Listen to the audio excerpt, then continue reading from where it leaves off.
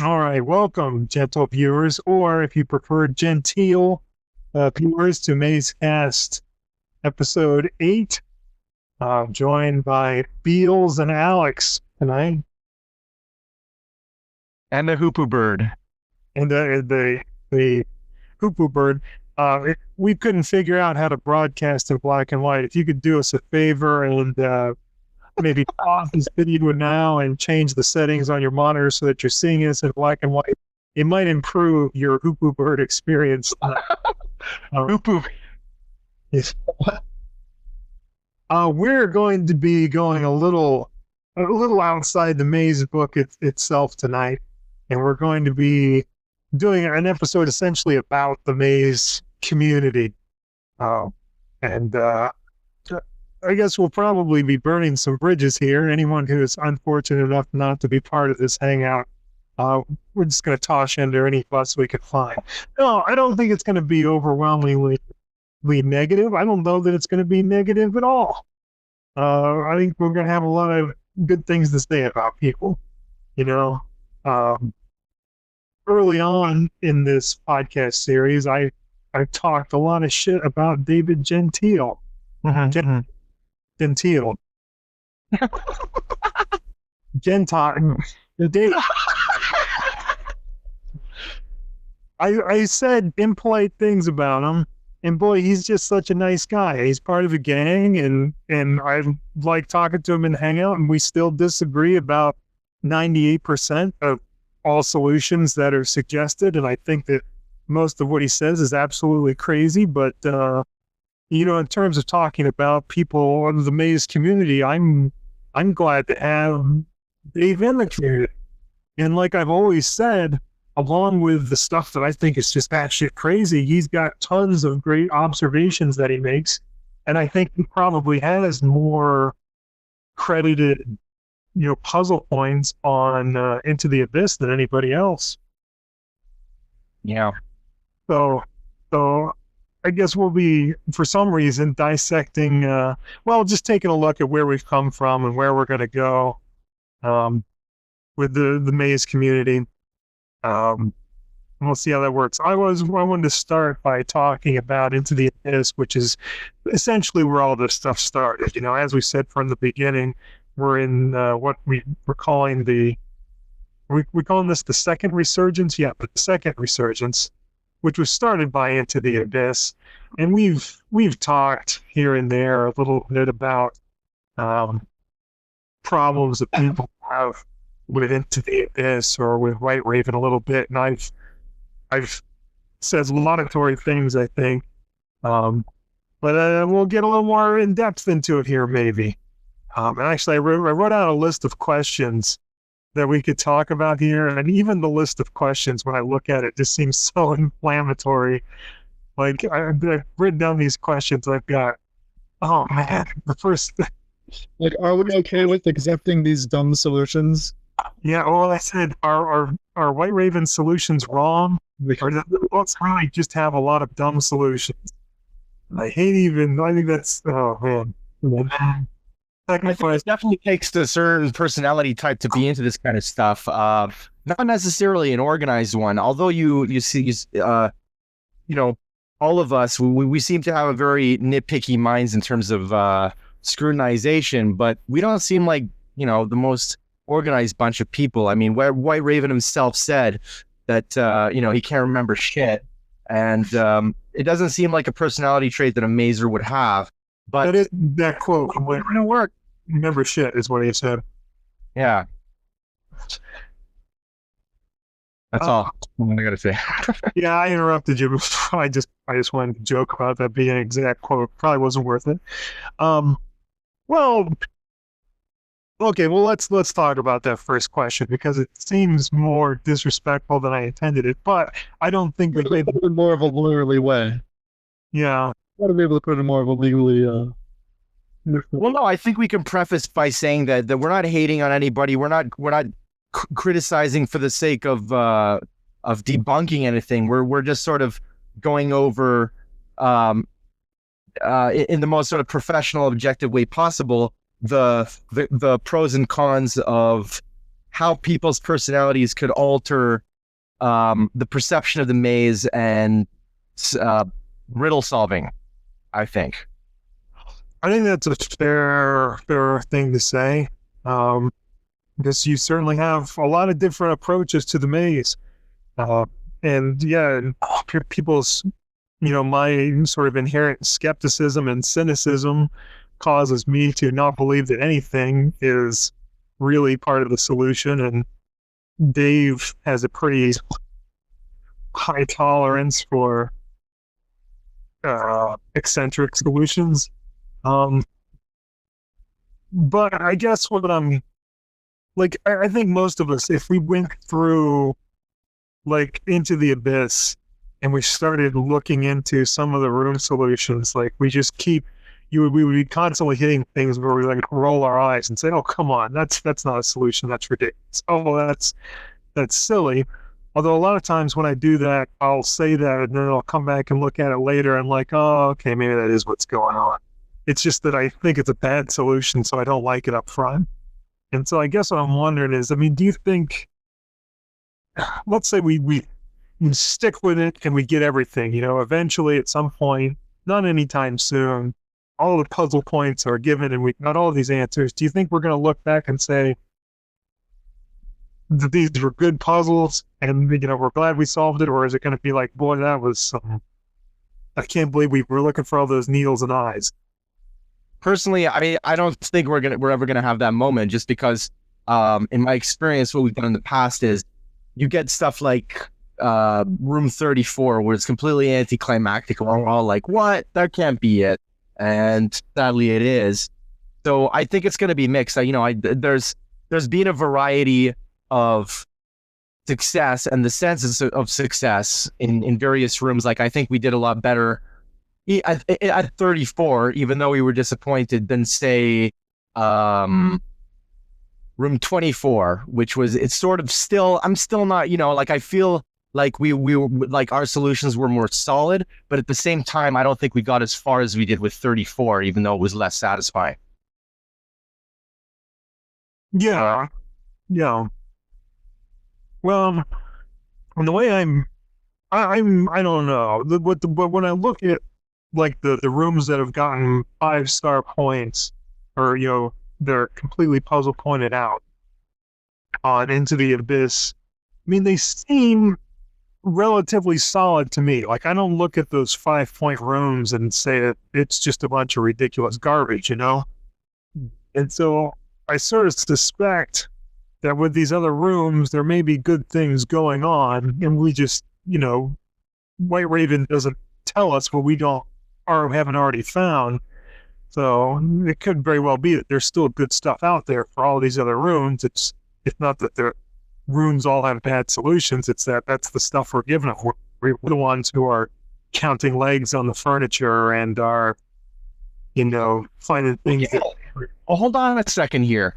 Now that you brought that up, I'm looking at his page called Rooms by Completion, and I'm looking at the Salvo meter, the ones at 0, and he's got room 13 at 0. I definitely don't think that we're at 0 with that room. Like we were even talking about that today a bit, and we've got some pretty decent, I think we were satisfied with a bunch of stuff we came up with. He's actually at the solve meter at 2 on the actual page. I think that might just... Oh yeah, so I guess he has like updated it, but he never updated the other page. That's another flaw of the website. If you look at the top, if this was last updated on July 20th. Right. So it's a few weeks behind. And I don't even really agree with the solution that he posted there, the one that Gentile posted, 7 plus 18 equals 25. I think us, the rest of it, I think we came up with better solutions than that. Not to say that Gentile's was wrong, but I still think we came up with some good shit that he hasn't listed here. Maybe he forgot it. Like I was saying before, the White Raven seems like a forgetful guy. I even brought up that I had posted some stuff that I thought I was satisfied with, and he was like, "Oh yeah, which ones?" Just post it again, and I was like, couldn't bother really. But what do you guys think? Like room 13. I hate to like change this conversation to a specific room, but what do you guys think? Like I think we've got some good shit there. Well, I would know. Wait. Why don't we let Andrew say like 2 words? Yeah. Sorry. I'm sorry, about what? Room 13. He's saying, do you think we've got anything good in room 13? You know what? I'll defer because I'm way behind on room 13. I would have to review what you guys have cracked already. I don't know if you would. We haven't really come up with anything new in the last couple of weeks. I'll say this. One thing I will say is that I do think that concerning the it's so easy. What I will say concerning the what David Gentile, already has is that I do think that getting the 18 out of the clock, thought it was 6 in the evening. I kind of like that, but I don't really like just pulling a 7 out for Saturday. That feels sort of if there were a better 7 in the room, then I would be more satisfied with that. Right. That's what I'm saying. Like I'm even more satisfied with the 6 in the evening being 18 o'clock, even though it's wrong. It's a solve of a sort of mini puzzle that gets you to a wrong door. But at the same time, it's more solid than the +7. It's like, if you could, I just don't. The thing about that is that you will have to both prove that there's a 7 in there that you're supposed to. Yeah, you'd have to Like end of the week. I don't think that automatically. then you have to add to get 25, and you also have to prove that there isn't any 9 in there, so you would know not to add it and get 27. And so it makes me wonder if maybe this isn't supposed to be an addition thing, and maybe it's just I thought it was 6 in the evening, but the clock was wrong by implication. Therefore, avoid 18. That could be all there is to it. We might not be supposed to add it to any. There might be 25 in some other. I think that's a little bit simpler and a little bit more straightforward. Yeah. Already been mentioned. It's probably already been mentioned on the page. That's probably not my own original idea, but I think I like having that just be a clue pointing away from 18 more. Right. Although, I mean, I think this is wrong. I think this is a good example of the kind of thing that I was talking about where, I mean, so what Raven says is he says that solution's correct, bumping it up 2 points, but then he notes it's a stronger solution than it would first appear. There are several aspects supporting this riddle. So he's acknowledging there, okay, this looks kind of stupid right now. He didn't say he doesn't go that far, but I think he's probably well aware that, okay, this looks totally arbitrary and dumb right now, but there's something else in the room that's supporting this riddle. And the question is, okay, when we find that, is it all going to click into place? Are we going to say, oh, great, yeah, that makes sense. Here's what the room's about? Or is it going to be, something kind of silly? Well, I think that there's sort of a blurred line at this point in time between the stuff that he gave and was approved by Manson and solutions that he thinks are correct, but he didn't submit to Manson. So, for example, it seems like this one wasn't something that he came up with, even though he credited himself. Like, I don't know, who knows? But you see what I'm saying? There's like a blur between, we don't know what he confirmed with Manson, we don't know what he didn't. So maybe we like, you, me, Andrew, Gentile, everybody else has come up with that he's convinced of, but he never talked to Manson about. So I think that those lines are blurred with the solvo meter, in the sense that, they might or might not have been confirmed with Manson before he agreed with them. I don't get the impression that very much was confirmed with Manson, so I kind of assume that things weren't, unless he says that they were. But I mean, independent of whether it's been confirmed with Manson, I mean, a good solution, and I know we've started disagreeing a lot on what good solutions are, but generally speaking, a good solution doesn't leave you seeking confirmation from Manson as to whether that's what he intended or not. If you hear the solution and you say, gee, I don't know about that, I'd like to hear what Manson has to say, that's not a good solution. Agreed. But I think, if you look at the 5-star rooms we've got, do you see any of those where you think it's totally bogus? I mean, the problem is the number of 5-star rooms we have is kind of misleading, because it's like a bunch of rooms in the track, and then it's like 12 and 28, which there's really not that much to, So the only one I'm really satisfied with is room 1. I think that's You're not satisfied with the deja vu rooms? I think the deja vu rooms are basic. No, I'm not, because Vince came up with something about there being basically a poster that looks like the outside of the room, and Raven was like, nah, that's not it. But I side with Vince on this one. I think it does look like it's a optical illusion / like it's not a real outside. It looks like a poster or something. Yeah, I think what Raven's Like, nah. I don't agree. Yeah, I also think it looks like a screen.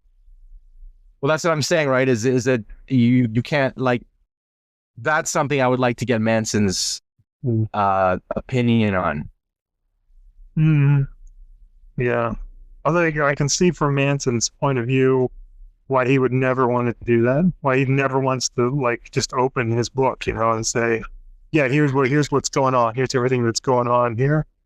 Because it really would destroy the mystery of the book. I think there probably is. I think there's so much going on in the book and so much potentially going on that even if we really did figure out everything there was to figure out, we wouldn't know that we figured out everything there was to figure out. We'd still be looking for stuff. And that's kind of a magical thing. I can see why Manson wouldn't want to step on that. But yeah, it seems like I wish there were maybe like a question system we could work out, where maybe like once a year Manson will take one question and give us some feedback on something. That's funny. Yeah. But I guess for my personal satisfaction with a room solution, it's not so much everything has to be explained as that it's like sufficiently explained that you understand, what's being clued there. I'm trying to think of something. Well, take room 37, for instance. The solution that I've suggested is different in some ways from what White Raven is accepting, because he's not putting it up there. But I'm pretty satisfied that we understand what's going on in that room. There's probably more. I'm sure that White Raven's solution is whatever the missing point is. It's something legit. Can you, for the benefit of posterity, describe your latest solution that he didn't confirm? Yeah, I wish I had it written down someplace, because I think I'd do a better job of it. But in summary, I guess what I think is going on is that you got a whole bunch of clues in the room to 0. Mainly Objects. What's that? You mean like the top-down objects or other? Right. Yeah, like the top of the room. Which is right, and White Raven's in agreement to that.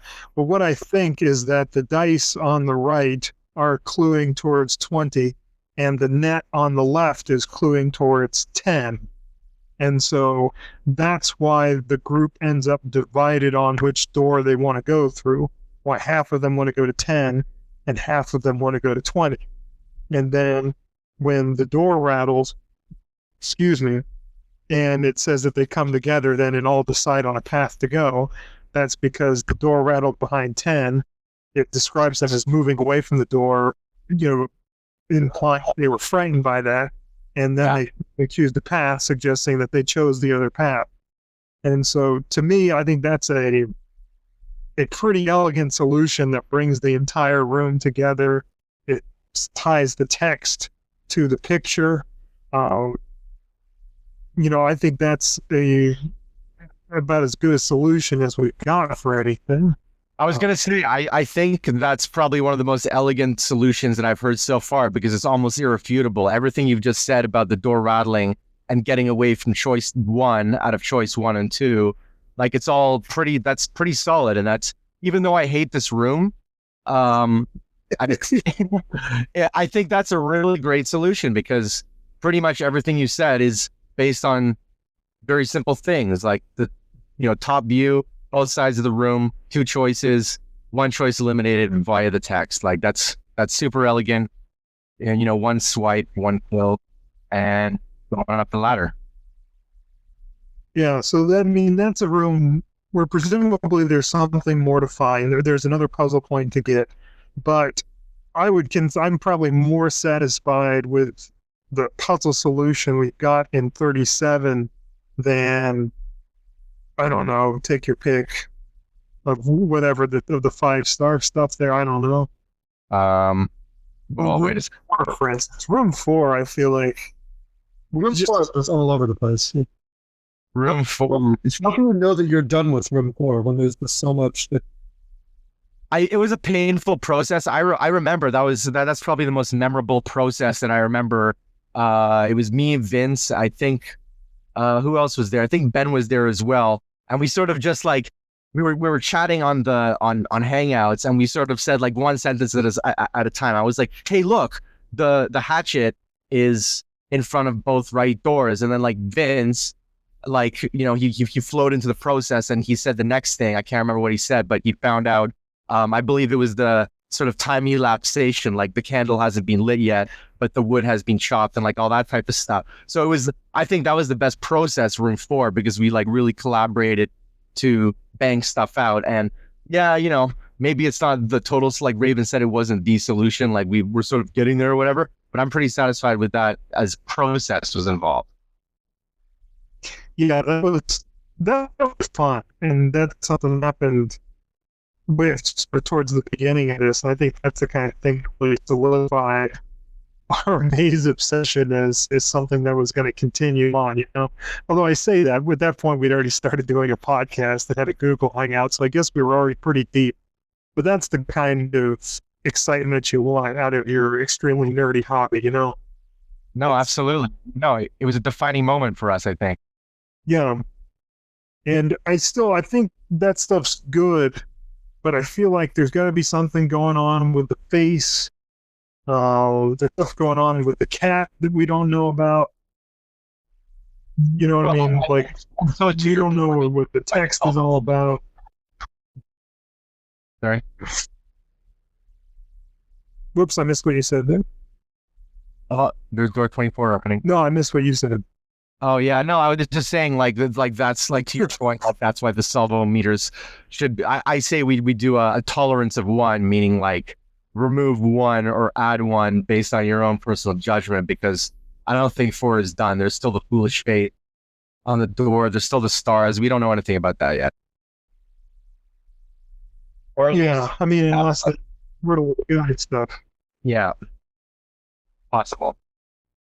Which is something, kind of changing the subject, or at least going off on a slightly different tangent. But see, that's, I have moments of doubt. I think we got to come back to White Raven solve the riddle of the guide.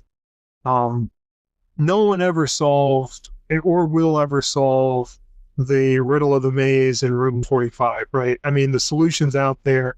No one's ever going to, who knows whether it would ever have been solvable anyway. Just the bad grammar thing gets me.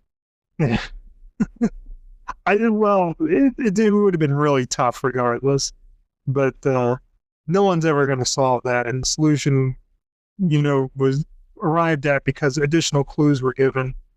So it seems like the riddle of the guide is the closest we can get to a testing ground to see, all right, if people really applied themselves, can they solve maze, it seems like that'd be the closest thing out there to the riddles that people had to solve to win the contest that they were given an additional assistance with from the publisher, from Mr. Manson. And, White Raven did it.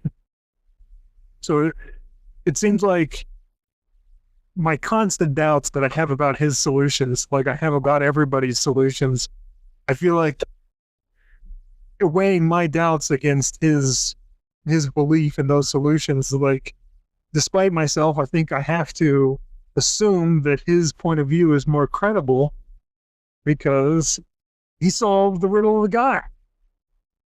Well, I think there's a sort of undescribable element of personality that separates you guys in your, I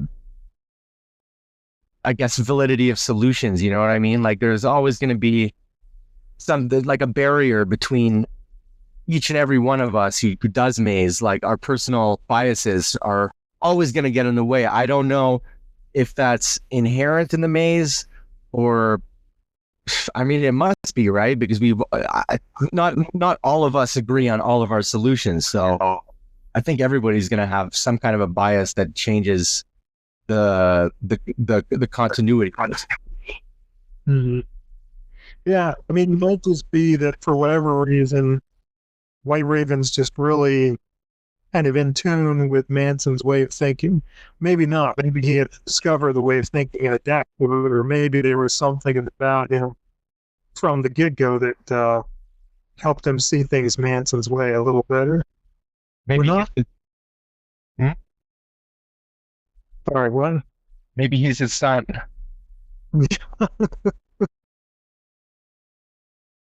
Yeah, whenever he talks about getting confirmation from Manson, he's just like screaming in the next room.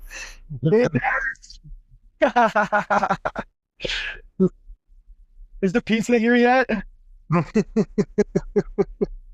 And what's going on in room 17? Shoot, I forget what I was going to say. About White Raven. Yeah, I know. I know what the general subject of the podcast is. The specific comment that I was going to make. Well, in one of the first conversations I ever had with White Raven, I said right off the bat that I know I'm not going to be the person who solves all these rooms and mazes, and I never would have done it on my own. And if I split off now and worked on it by myself for 10 years, I know I'm not going to solve all this stuff. And I think that's probably true of most people, because a lot of very intelligent people came together and worked on Maze and came away without very much over a period of many years. So I do think that White Raven has done something without precedent in regard to Maze, regardless of whether some of his solutions are kind of screwy or not. And I think it's easy to forget that for some reason. I don't know why it's so easy to forget it, but I call it a personality thing. You mean like, oh, you just mean the same personality thing you're talking about how credible. Well, what you said too about how he might be more like his personality type is more like Manson, so he thinks like him more. Maybe. Yeah. I mean, that could explain it. But in any case, yeah, I'm doing a better job now, I think, of reminding myself when I read something that I think is silly. It's like, he solved the riddle of the guide. I just give him a little rope here, okay? I don't want to discredit White Raven, but on what authority do we know that he did in fact confirm the guides of the I'm not saying he would just lie to us, but I really do kind of want to know how. That's an excellent question. I think we have a good answer to that. And the answer is not just going to be, well, it sounds like he's telling the truth. So that's not a very good, I would say, I mean, at the beginning, that is what it was. He said that he had done it. You believe him or you don't. But here's the thing. We know he's had contact with Manson because he has images from the defunct May equal. And we know that Gentile has got email responses from, or at least one email response from Manson, where Manson told him, hey, why don't you post your comments on the Abyss from here on out instead of asking me all these questions, because I don't think, I'm saying it more impolitely than Manson said it. It was kind of a suggestion that he used the Abyss more than emailing Manson, which I guess I don't see Manson doing those things if White Raven was lying about solving the riddle of the guide and confirming it with Manson. You know what I mean? Okay, so White Raven has said that he confirmed it with Manson. Yes. Okay, that would be a much more damning lie than it was. I thought it might just be that he had confidence that he had solved it. But if he's claimed that he got confirmation for this, I believe him.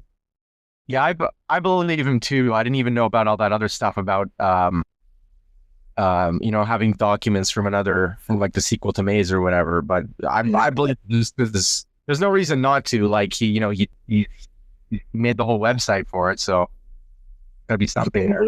You didn't know that he had images from the Maze sequel? No, that's what I'm saying. Like the fact that he has them, I did know. I'm just bringing it up. Oh, okay. Okay. Yeah, I mean, I'm kind of, I don't just assume people are telling the truth because it sounds like it, but yeah, I'd agree that the particular claims that he's making and the relationship he clearly has with Manson makes it pretty unlikely that he's lying about anything that he's saying about the Maze. So yeah, I don't really question his honesty.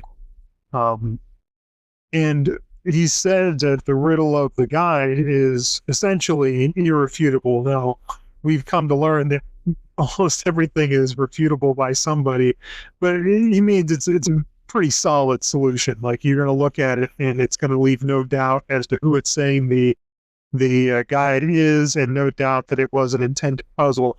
And I take him at his word on that too. So I think when it's found, we'll know that it's found and we'll all be satisfied with it.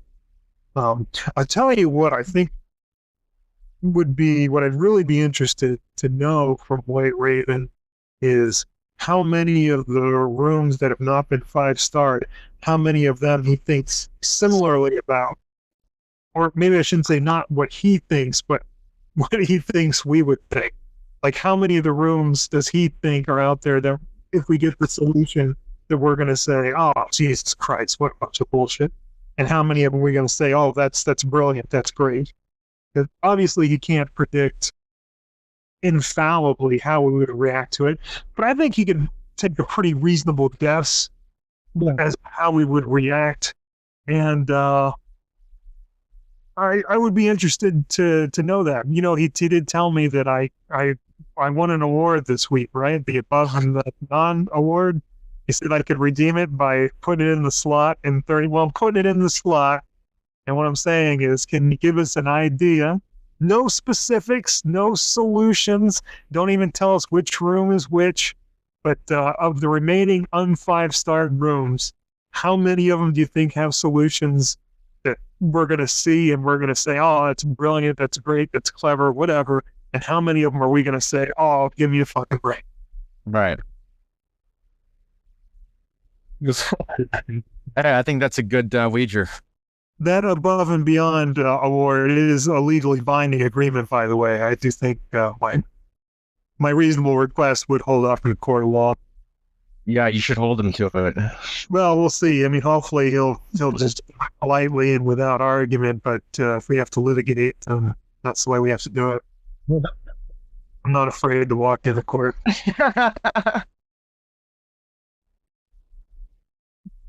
Oh, let me see. Yeah, I think we actually wandered around to all the different questions I had written out, even without my saying them. Oh no, here's a good one for us to discuss.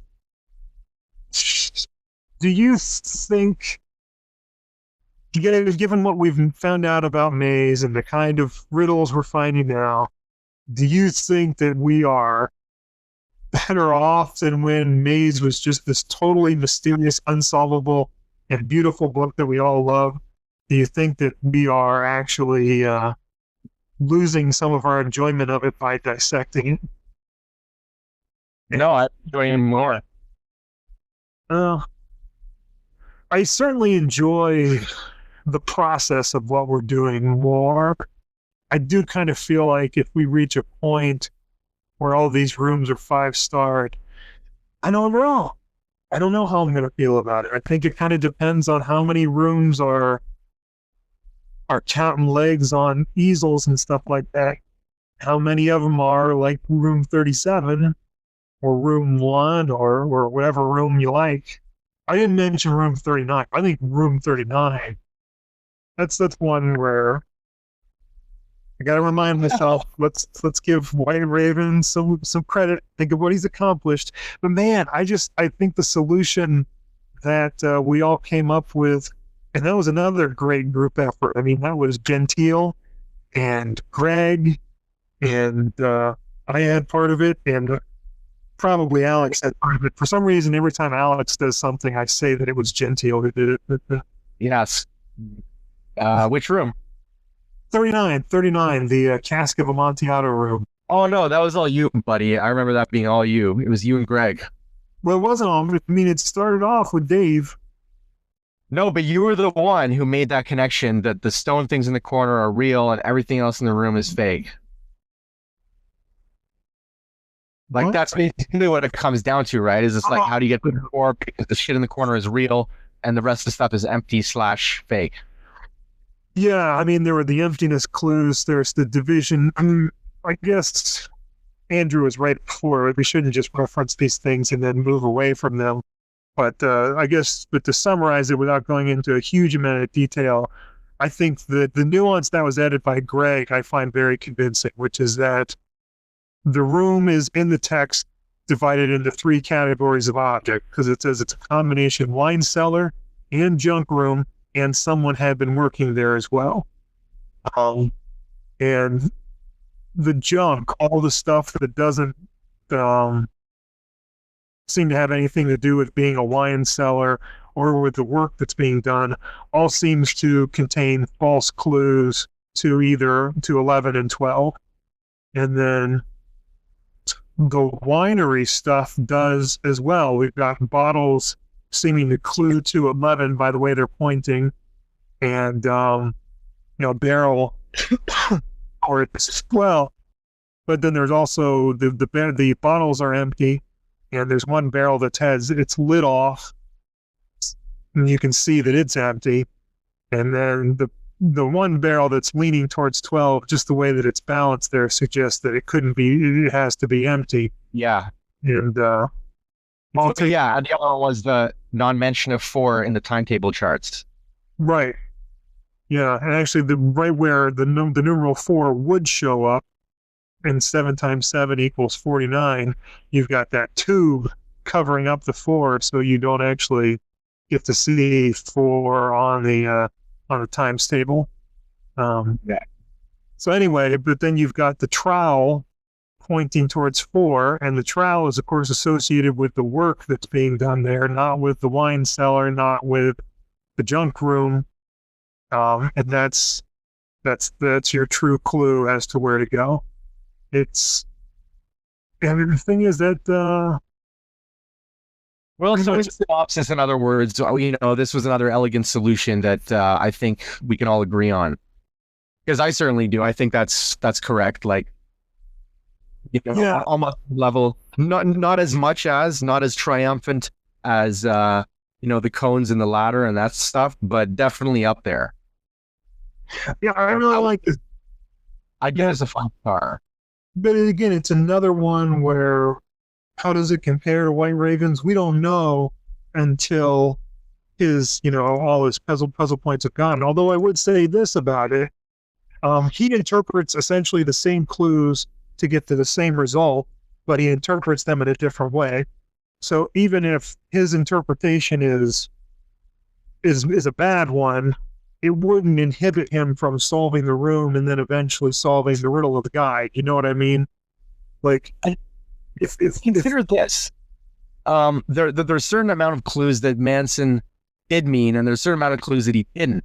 And I think there's going to be an overlap. Like, there's going to be some people who hit Manson's actual clues, but the whole nature of this book is that you're looking for clues that might or might not be there, right? So it's almost like, even if the clue isn't there, but it still leads you in the right direction, you're going to be convinced of it. I know I am. I've fooled myself into believing a lot of shit that might be probably never even considered. Just right. And something to mention in regard to White Raven solutions that we don't like, and to reiterate again, certainly not trying to shit on White Raven. If any one of us took rooms and started writing down everything that we thought was legit in the room, and then we started a website, or we said, we think we've solved the rooms to our satisfaction, come to my website, and if you get the right answer, then I'll let you know. Let's all start websites. Well, I think we would all it would be all be worse than White Raven, you know. My website would have like just no solutions on it, and if anyone posted on it, I would tell them that they're wrong and their solution is stupid. You know, Dave, we know what his website would look like because he has his website, and we think that most of that stuff's crazy. And I'd say that you and Greg are in the middle there. I'd say Greg is more accepting of stuff than you are. But for both of you, I think that we've seen in the last few weeks that both of you buy stuff that I think is crazy, that each other think is crazy. You buy some of my stuff that he thinks crazy. I buy mostly your stuff because you're pretty critical of things. I buy some of his stuff. I don't know. You know me. I like those tier ones. I don't like that tier 2, tier 3, like out there. Like, oh, this means this, and it also means that like I'm not into that. I'm like, well, you know, it's a subversive clue, but not in a very complicated way. Like I think 39. That's the one with the cone in it, right? No, 37. Sorry, 37. That one, like, it's still pretty simple just to think top view. You know what I mean? Like, that's basically one concept, and it gets you the whole puzzle for that room. Mm-hmm. Those are the ones that I like because they're clean. And the same with the cask, because it's like, well, it's all based on the cask. What was the story about? Well, what actually happened in this story, the masonry part, what were they just walking past that never actually, like, did anything? The wine and stuff, because it was a cellar, right? I don't think it was a catacomb.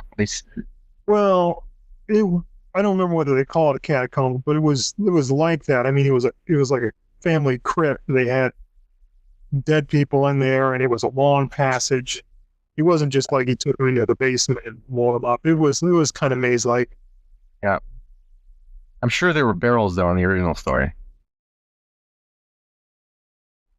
or cellar type stuff, bottles or some wine or something. Yeah, I mean, I guess like one problem with the solution we've got, if it's a problem, is that the Cask of Amontillado reference becomes interesting but unnecessary. But I don't consider that too much of a problem. I mean, the theme he used to create the room and then create a puzzle within the room, it just essentially means that you don't get punished for not getting the reference. And I think that's a perfect way to look at it. They'll possibly feed into the middle of the guide somehow. Well, yeah, that's true. But that's fine too if it's just a flavorful way to bring the whole puzzle together. It also. I think some of the rooms just seem like that. Like he wanted to make a room about something and he did it and worked a puzzle into it. Not that he came up with a puzzle first and then, I don't know. But while we're talking about 39, I want to read White Raven's solution that uses essentially the same clues to arrive at the result, but that I don't like. And he says, he's talking about the Cask of Amontillado stuff, et cetera, et cetera. He says, the trowel points to the correct door, indicating the door Montresor left by. Montresor is the character in the story, of course, who traps Fortunato in the catacomb cell or whatever. That's irrelevant. That's totally irrelevant to the maze. Indicated the door Montresor left by. Who gives a shit? No, seriously. That's if he completely omitted that part of the sentence, it would still make 100% sense in the context of the Cask of Amontillado. I'm getting there, man. Shit, sorry, bro. All right, do it. Sorry, I'm always so slow and contemplative, even when I'm reading something that someone else. Okay, so he says that. He says, while a tilted wine barrel leads toward one incorrect door, and a wine bottle points to the other incorrect door. Poor Fortunato is both tipsy and lured to his doom by wine. So the suggestion is because the wine things are related to what led Fortunato to his doom, but the trowel is related to Montresor, who, escaped and got good. The trowel is what we want to take, and the wine is what we don't want to take. The problem I have with that is, the wine did lead to Fortunato's downfall. So did the trowel. Is to break them up. And it's not like the wine wasn't handled and used by Montresor in the same way. I mean, he gave wine to Fortunato while they were going down there to get Fortunato drunk, so that he wouldn't be able to react and escape from what was happening, you know? So I don't feel like the wine and the trowel are really meaningfully distinguishable in that regard. To say, like, the wine's what did Fortunato in, but the trowel is Montresor's thing, so we want to be Montresor, not Fortunato. Well, I would say that you can. I mean, you can say that the trowel. I mean, if you want to associate the trowel with Montresor, you can. That wouldn't have an association. But I see what you mean about the wine potentially going. Yeah, I mean, I just don't think that that's a very solid way to interpret those clues, and it seems like the interpretation that doesn't require any reference to the Cask of Amontillado seems more solid to me. But they're not like mutually exclusive either. I mean, they could both be true. And the thing is, again, there's he says this is an incomplete solution, so maybe there's something more caught between the story and these things that we're missing that would get us where we want to go. Oh, I would say it's about the bird, the tree. Well, I think the tree is just all the garbage things are things that start with T, because you got the tag and the tree and the tire and trowel and the toy. Well, trowel's tricky because it does start with a T, and so you might think of it grouped in with the trash, but that's why it's important that they point out in the text that there's work going on as well. The trowel is not part of the junk in the room. But I think that's deliberate too.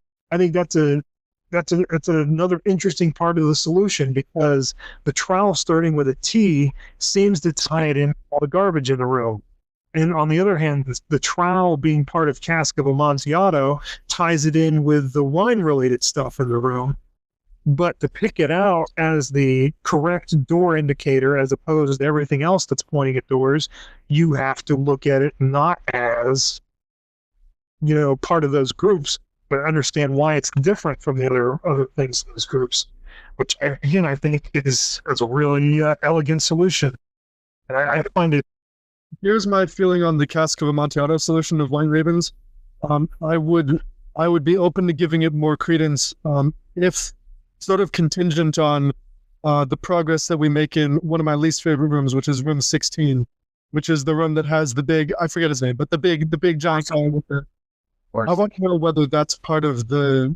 I want to know whether that big hairy giant guy is part of the room solution or what we're supposed to do with him, because I feel like if that classical literary reference is important in some way in guiding you as far as the doors, then I would feel better about the Cask of Amontillado solution being further toward room 4 here in this.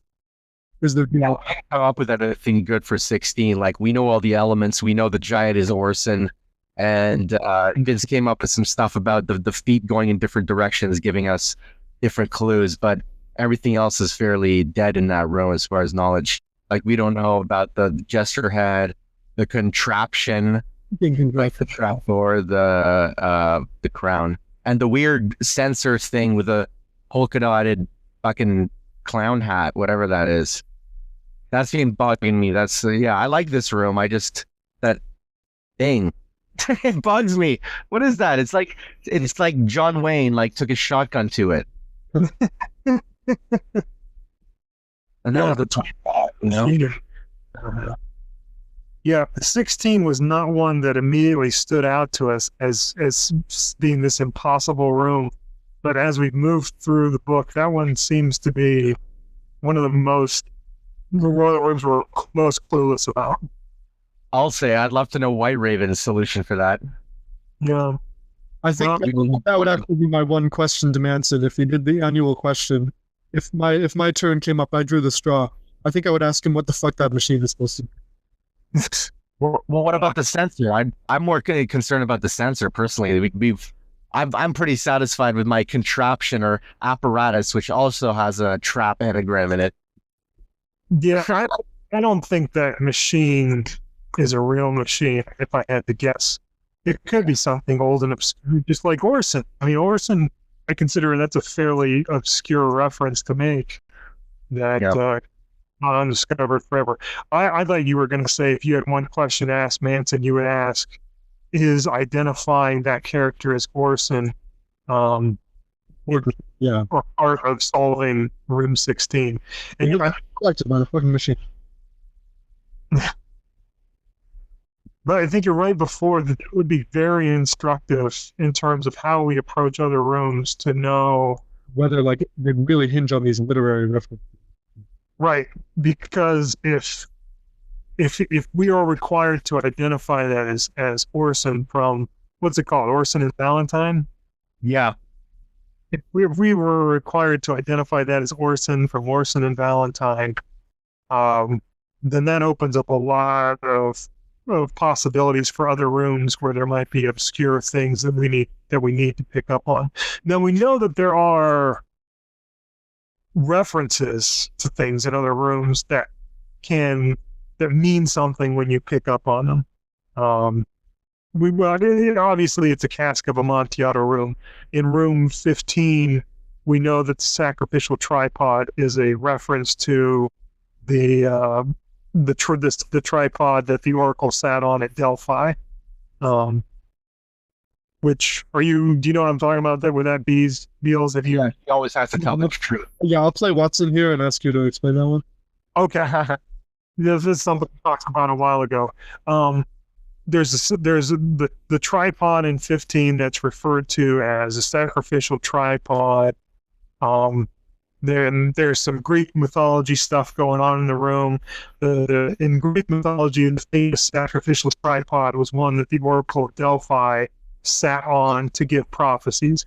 Okay, well, that stuff alone doesn't mean that what we're talking about there is supposed to be the sacrificial tripod from Delphi. But then there's this statement in the text where the guide says, sometimes I think after all these years that I don't really know myself. Well, one of the famous sayings of the Oracle at Delphi was, know thyself. It's probably the most famous quote from the Oracle at Delphi, I would guess. Know thyself is kind of like the slogan, the motto of the Oracle at Delphi. So the sacrificial tripod in the room with Greco-Roman stuff and the phrase in the text about sometimes I think I don't really know myself, I think makes it pretty clear that the reference here is to the sacrificial tripod of the Oracle of Delphi. Does that figure in any solutions? Not so far. And so that doesn't make it clear. Again, do we have to get these references to solve the maze, or are these references just another interesting thing we can pick up along the way? Yeah. And so far, do we need them to solve the maze, or do we need them to solve the riddle of the guide, or are they just sort of see them being on a different level? Yeah. Well, I mean, that's a good point, because presumably the guide is going to be some figure from mythology or literature or history, or it's going to be some well-known person. Yeah. And it seems perfectly plausible that we need to know something about that person to be able to put the clues together to find it. I mean, it's one thing if the clues come together and spell the person's name, but I hope we're not going to try to do that again, because we can't even agree on how we're supposed to spell shoulder on the way out of the maze. But assuming it's not something like that, it's going to be some other aggregation of clues. Presumably, we got to know something about this person to put it together. It was hard to say. There's like Adam and Eve stuff in room 30, which is not necessary to know to get the right solution, I don't think. I mean, it's certainly, if you buy the solution I gave about the number of F's in the text and all that stuff, and multiplying that out, then it doesn't matter whether you get the Adam and Eve stuff or not. There's still White Raven's solution that we haven't gotten, but from what he said, it depends on multiplication and almost equal. So presumably that doesn't require picking up on Adam and Eve references. The Adam and Eve references are a pretty basic part of common culture, I feel. But even that, it seems like you don't really have to know that to solve the room. I kind of like the solution though, even if you don't do the anagram, if no Eve, if you don't use that, and then you've got the male sign pointing to one door, the female Eve to the other door, and then you have the other door they mentioned, which is too ornate to be the right door. The odd man in, you got 42. We're not even looking at the clock for that one. Yeah. Although you're using the ornate door stuff instead of using my tree of forbidden from the doors. Okay. No, but I agree. I mean, that's a case where it seems like some knowledge of biblical mythology is helpful, but not necessary to solving the room. And I would guess that there's, the Argo, then I guess that's not really a case where it matters whether you know that it's the Argo or not. No, I guess it doesn't matter. You can identify it. Well, yeah, there's more to find in there. But from what we know, I'm just comparing him to Orson, right? Like the Argo is a less obscure reference than Orson, in my opinion. Like I think it was a fluke that we found it. Mm-hmm. Yeah. If there's something more, the Argo is just that it has an eye on it, right? No. So you don't even. Yeah, and it's in all of the mythology that the eye is on it. It's even in Jason and the Argonauts, the movie from 1963. So for that reason, and you can realize that he picked it for that reason, but you don't actually need to be able to identify it by name or know anything about it in order to see the eye. Right. Get that value from it. So maybe it's not quite in the same league as the other. Right. It might be just whipping Argo, but it's got an O in it. I think it might be helpful in the sense that you're not sitting there saying, why is there an eye on this ship? Is there some kind of fun going on there with an eye boat, you know what I mean? Like if you had no clue why there would ever be an eye on a tunnel, then I could see that being kind of a perplexing thing. Whereas if the Argo had an eye on it, then you might just go, oh, it's the Argo. Picked it because it has an eye on it, just like every other thing in the room has an eye. So yeah, I think it's a case where knowledge can help you, but you don't have to have it. I would be interested to get an answer from Manson about with regard to Orson in particular, maybe the book in general. How much mythological or religious or whatever knowledge do we need to have? Manson, Mr. Manson, if you're watching, feel free to give us a call. I'm not sure how much longer we're going to be on the air here, but always would be pleased to receive a call from Mr. Manson. Well, you can't call it, but leave a comment in the YouTube below. You're ruining the joke, Alex. Oh, fuck. Oh, I'm so thick sometimes. Yeah, I hate to break it to you, Chris Manson podcast. Okay. So I kind of wish that there was more unity behind the Abyss. I mean, the Abyss is obviously still the biggest hub of maze activity going on now, but we know that for whatever reason, people maybe that's something to talk about. People get turned off by White Raven's approach to things. And I gotta admit, my first reaction was, this son of a bitch, who does he think he is saying he has all the solutions? This is just total bullshit. And we're gonna act like hidden mystery. What's that? Oh. Yeah, speaking of people who have all the solutions, Hidden Mystery may be the new rival to White Raven, because in only like 2 days he cracked the maze code. He figured out the path. He knows what it's all about. He knows who the guide and the 3 visitors are. Thale Kreider, man, he's the 4th apostle here. I think actually it makes him the 3rd apostle. He's an apostate. Outside the collective. I don't know what he's got. He seems kind of standoffish though. He's like, "Yeah, I've got the solution," and then we're like, "Oh yeah." Not continue. Yeah, so for the viewers, there's a character who calls himself Hidden Mystery. I don't know why we're giving this guy publicity. His name is on other websites listed as Thale Kreider. He doesn't. Sometimes he communicates like English is not his first language. I don't say that to be like a jerk. Like, oh, this guy, he doesn't even write like he speaks English. I mean, the combination of his highly unusual name and some of his strange syntax suggests to me that English is not his first language. Maybe that explains some of his awkward interactions with people on the website, but he's given some silly for stuff and claimed to have solved the entire maze. And yeah, I'd be interested to have him like settle down and be like part of the gang and maybe give us some, make some real observations and maybe participate. But instead, he's just announcing that he solved everything by every indication he didn't.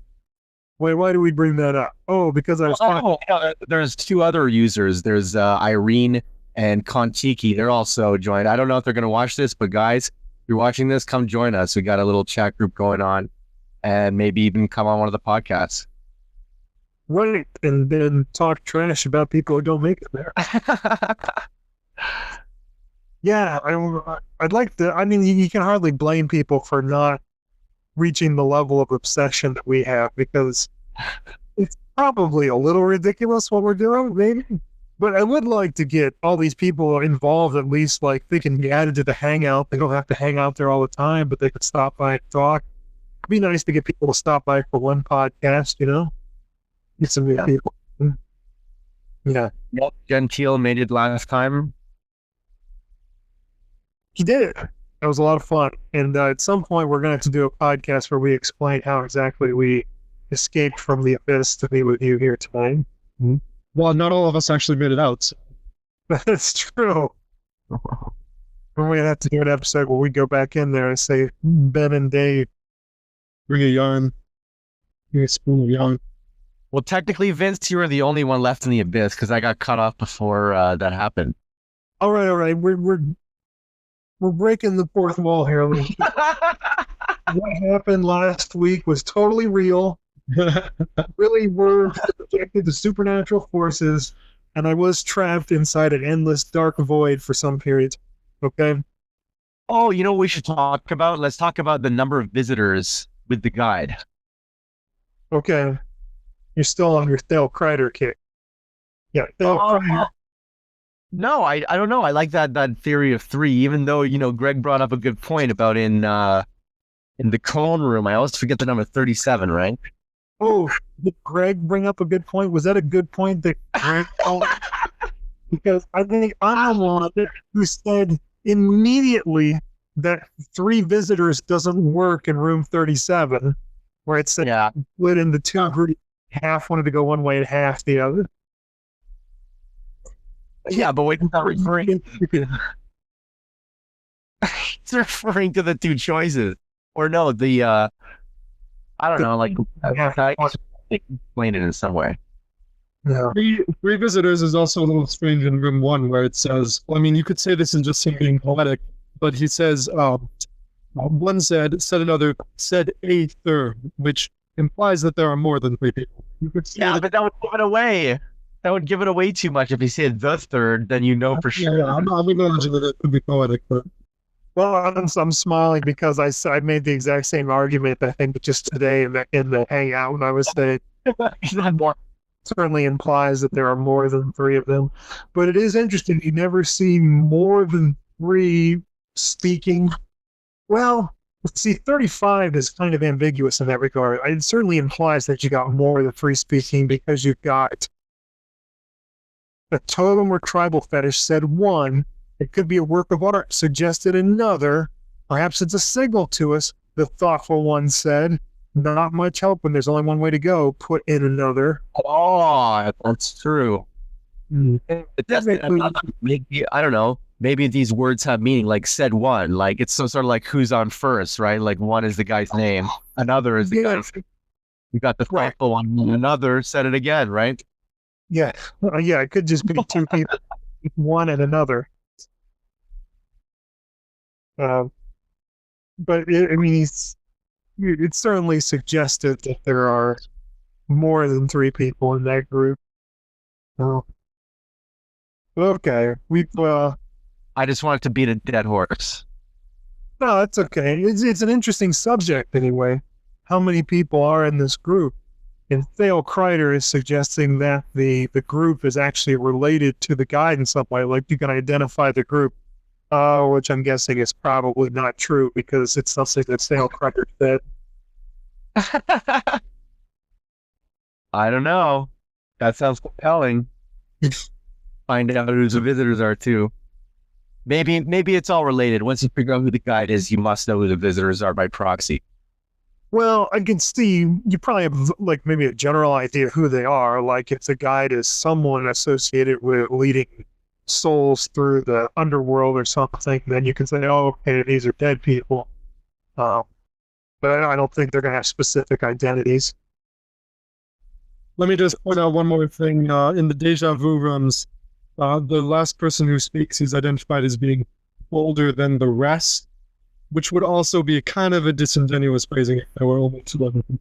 No, well, the bald one is also in room 33.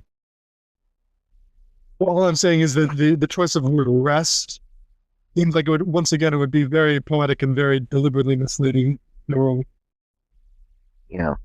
Yeah, there's a suggestion of a larger group here, certainly. But anyway, let me return to the point before we got off on hidden mystery. I'm going to go back to what I was starting to say, which I think will cap off anything I had to say about the abyss. And boy, we've really been going at it here for considering we didn't have a real topic of discussion for tonight. We've really been getting into it. It's just, do you think that White Raven's approach to the site is off-putting to people? I think it's, I don't know. Let me not have the first word. Do you think that there's something off-putting about White Raven's approach with the site? There is, but I don't think that it's avoidable because he's trying to run as fair a democracy as he can, like based on what he knows and trying to be friendly with us and stuff. I think he's doing the best he can, and just like in every democracy, not everybody's going to be happy all the time. Anything? What do you think, Andrew? I mean, I can't speak for anybody else in terms of off-putting, and I wouldn't pretend to, but one thing, I mean, if you were watching this, one thing that I would kind of like is if you would be more forthright about confirming notions that people suggested rather than giving the impression that this hadn't got to them yet, because I don't really like, I know that it's been sort of a common complaint that people kind of feel like their solutions just linger on and on, feeling that they were acknowledged. That's White Raven's way of saying that's not right, in my opinion. I don't think it would lose any value, and I think the site would gain some practicality if you would come out and say that. Oh, so if you would respond to suggestions and say,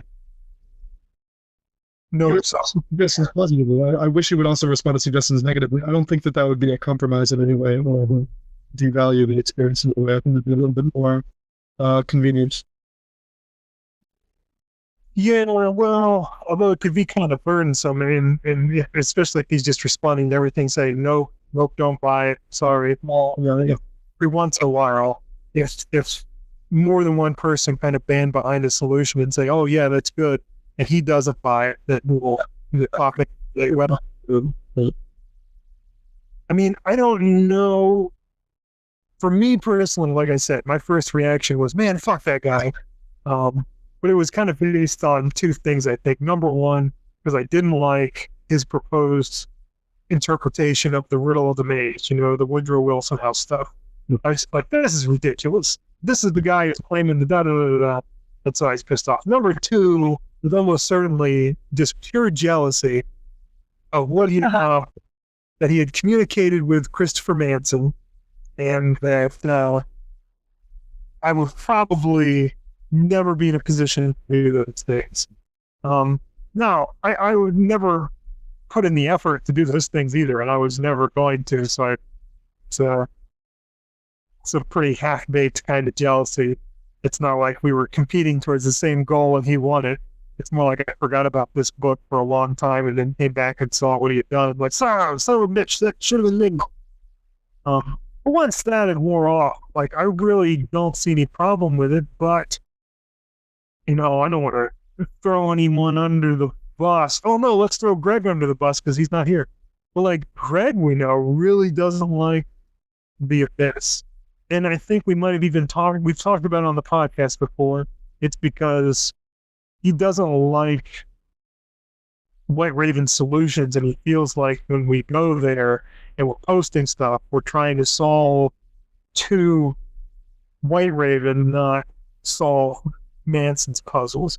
Yeah. Probably. Let me just interject there for a second. I should probably clarify that since White Raven seems to be watching these, in episode 6, when I was making a point of not naming the Abyss to White Raven, it was only because, like, when I said it was incendiary, I didn't mean anything personally, any personal feelings. It was only because I'd been given to understand that Greg was maybe not so interested in talking about it.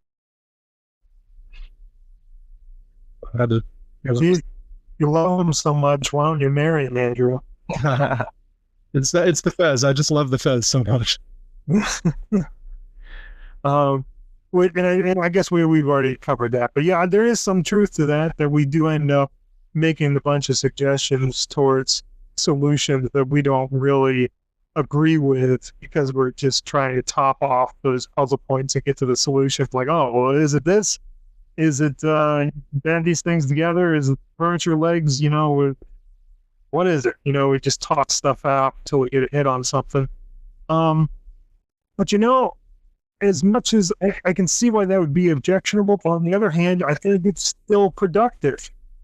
Even if we're throwing out stuff that we don't personally buy, I think it's a valuable process because other people might. I know that I certainly self-censor to a degree that ends up being harmful because even if you throw out something you think is stupid, and it may be stupid, but part of it might be part of something that's not stupid. And, the interaction between Gentile and I is often like that, where I'll say something that I think, is a joke, and then he'll be like, oh, no, it's not. That really works. Sometimes he'll be giving a solution that I think is totally ridiculous, but they'll be part of it like, oh, you're right. That is pointing that way, or, this thing really does mean that. So even if we are working towards, throwing out things that we don't personally have a lot of faith in, I think it's still very productive. And I still think it's best for everyone to be in the same place working towards this stuff. Yeah. That serves a purpose because it's instantaneous and we can talk. And we're more social than just talking about Mage. We talk to each other all the time. And we have a good time, etc. And we can't do all that stuff in the comment section on the Abyss. But I do wish that everyone were working together on the Abyss. More fun that way. Yeah. And I think it's more plausible that everything's going to get solved that way. And it means we're constantly rehashing, what my solution for room 27 is. What's your solution for room 27? Well, I talked about it 2 weeks ago on the Abyss. Did you post it on the wiki? No, I didn't, Not to say we shouldn't work on the wiki too, but I think the Abyss is probably I think the Abyss would be a good place for everyone to be, just to throw shit out and see what we can work out. So yeah, I just use the Abyss to get White Raven's input because he doesn't post anywhere else, right? So that's I'm not trying to fulfill his solutions. Like as I said before, I think there's clues that Manson did mean and those that he didn't mean, and there's a little bit of vary in each person of which ones they're satisfied with. Yeah, I really do want to get there though. I want to get it. I want to get the puzzle points filled up. Well, I think more than anything, I think that's going to be an important stepping stone towards then moving to the riddle of the guide. I really want to solve the riddle of the guide. I feel like that's the last redemption possible for us. And even if we don't feel great about some of the room-based, the door-oriented solution, we can move past them for the time being, get to the middle of the guide, and then come back once we sort of know which pictorial clues are supposed to be working with the guide. We can then maybe set those aside and come to more coherent agreement about what we like as room-oriented principle. I don't know if that's possible. You said that you got to do the rooms to get the guide ID. Well, no, I think he's saying even if we think Now, even solutions are wrong, he knows what's part of the riddle of the guide and what's not. So if we get his solutions, then we at least know that that stuff involved there is not part of the riddle of the guide. yeah. Right. Although again, that means like we're getting this. Well, no, actually, what I meant was even further. What I meant is that if we can move past that, if we can max out the puzzle points and move past that, move on to the next level, then we can get the riddle of the guide and then sort of come back, and now we know which elements are pointing to the guide, so we can set them aside, and we can, not having to hew so strictly to the abyss, we can just satisfy ourselves more about what the room-based solutions are once we know which elements don't necessarily contribute to room-based. Right, good point. It helps both ways. It helps us get the guide, and then it helps us go back and see. Adjust that to, Yeah, sad. All right. Well, that's what I've got as far as my discussion of the abyss. By the way, even though everything that happened last week is totally real and legit and all that supernatural stuff really did happen, wouldn't it have been great if this podcast about the abyss had taken place with us still in the abyss? Wouldn't that have been great, Alex? Wouldn't that have been cool if some jerk ass hadn't said, oh. Sorry.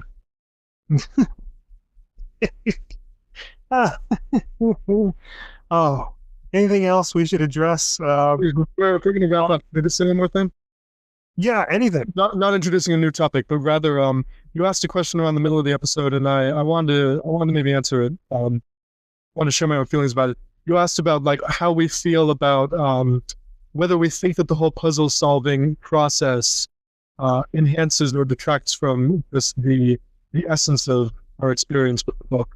And I just want to say that for me personally, I feel like, nobody sees the maze as being completely unsolvable. I mean, everybody solves room one.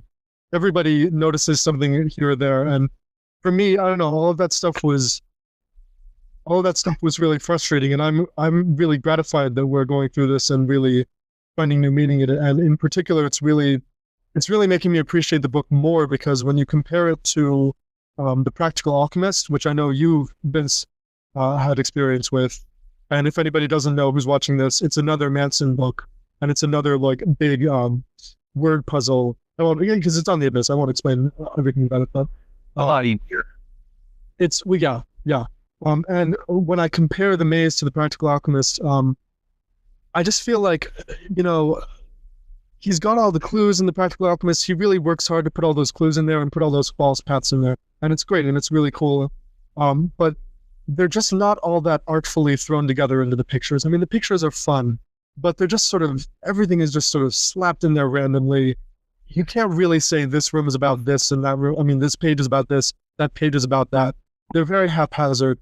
And so what I mean is, what I'm trying to get back to is that solving all this stuff with the maze has really made me appreciate the artistry more rather than less, with which he was able to tie all this stuff together and create these much more visually coherent puzzles that just were not only beautiful, but also were a lot more just cleverly threaded through with meaning, I think, than in Practical Alchemist, where they're just all like, boom, here we go. Here's all of your clues for this page in one random ass assortment. So that would be my feeling on it. Is that my experience with this is very positive. Yeah, I mean the focus of that question was I guess it was kind of tied in with the idea of we think we're going to end up satisfied with the majority of the room solutions or not. I'd certainly say when I look at 37 and I think of the interpretation we've come up with that makes it all make sense and takes you to the right door, I am certainly, that room is so much more interesting to me than it was when I had no clue what was going on. And so, my appreciation for room 37 is a lot higher. My appreciation for room 39 is a lot higher. Room 1, the duplicate rooms, whatever. When you've got a good solution for it, then I think we feel good about it. Do you think, what if we reach the end of this and most of the rooms have solutions that we do think are garbage? I think I promised I was going to stop using needles and eyes as my example, terrible solution, because I kind of made my peace with it. It's all okay. And I think I've already broken that promise like 3 times tonight. But how many you think are solidly busted? What's that? How many rooms do you think are solidly solved so far? Without counting them, just approximating, I'd say. No. Okay, including 29. Obviously, those are the 2 no-brainers. Like somewhere between like 6 or 7, maybe. And like obviously 45 as well. Well, yeah, you've got rooms in the trap too, which it's hard to know when you've stopped solving them because there's really no good message you can get out. At that point, it's just can you explain why everything's in the room? And you never quite feel done with that, because I feel like everything that he says, everything in the text was put there for some reason. There's not really much of an independent story going on. Everything is service to the riddles that are going on. But so leave the trap out of it. Yeah, maybe 5 to 7 rooms, but I think we have good solutions on where I look at the solution and I feel like, that's great. I think that was a really great puzzle you came up with. And then most of them I still feel like I'm not missing that. Even the ones that got stars on, I just feel like there's something missing to bring them all together. Like room 15, we've got so many different ways that you can arrive at the right door number out of 15. But there's just not that interpretation that brings everything together the way that you get in, room 37, room 39, room 4 to a degree, although we think more is going on there, Well, the clarity of 29. That one's probably the easiest room in the whole book. Yeah.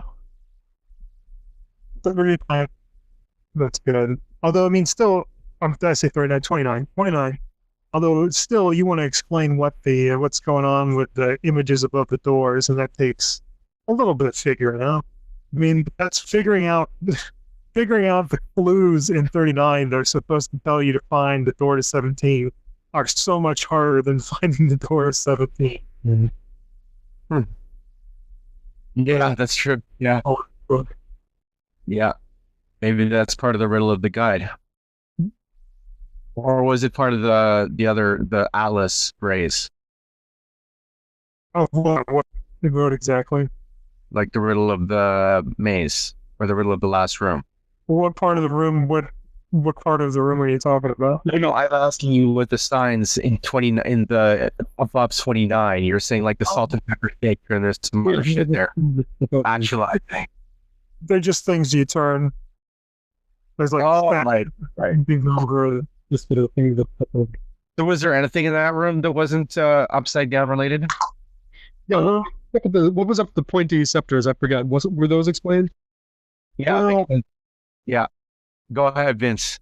Yeah, because the blind guy is holding the staff and the doorknobs on top of it, which makes it look like one continuous staff. But then the other staffs in the background reveal that there's actually nothing on top of those cones. Right. Awesome. I missed it. It's a little bit. Now, look at this. There are also stripes on the chairs in 29. We know the stripes are ones, and there is a one in the correct solution. Well, his glasses are 0.